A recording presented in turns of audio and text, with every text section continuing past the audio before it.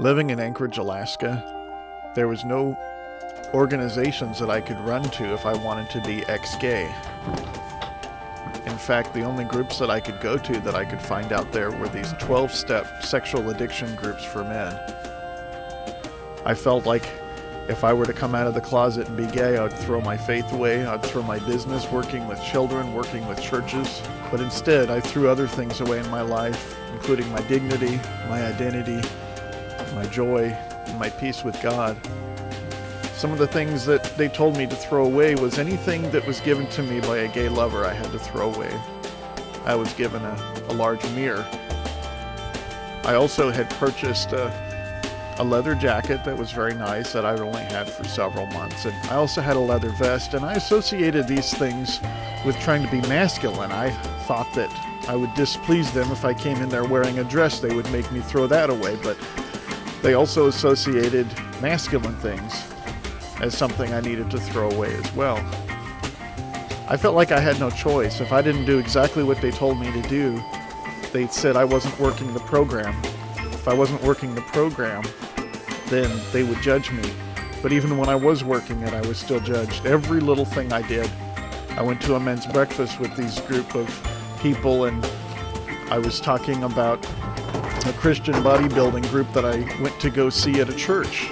They thought I was going there to see muscly men, which I guess they associate every gay man wants to look at guys with muscles, and that's not always the case. But they judged me for wearing an article of clothing that I'd purchased from that as well.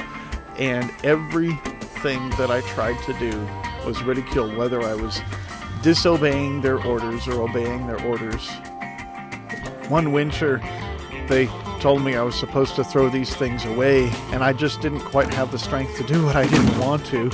I asked a couple of the guys to come out, maybe accompany me as I threw these things away. It's sort of a ceremonial way of letting go of me being gay and throwing away my gayness and anything associated with that.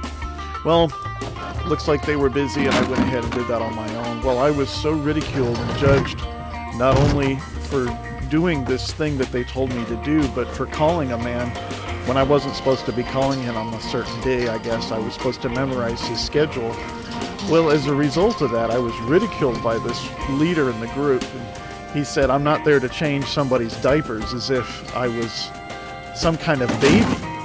That I was so insulted. I went to the leaders of this group, and they not only insulted me about things like that and calling names, but in the group, it's not like an Alcoholics Anonymous group. They give their negative feedback whatever they want to. And in fact, I was accused of lying on my application to want to get help somewhere else. And in fact, I didn't lie on my application, but I felt like I had to confess something. So I tried to honestly come up with something, and I felt like I was damned if I did, damned if I didn't, every little thing. So feeling like I didn't know where to go, that was my last resort, was to go to this living program. And now these guys in the 12-step group were threatening to talk to the leaders of that place that I was lying. And I was scared I wasn't going to get accepted. And I thought the only last thing to do would be to come out, which I wasn't ready to at that point, because I was so afraid of going to hell or killing myself, I remember just getting on my knees one night, and I was just praying that I would die. I just didn't know what else to do.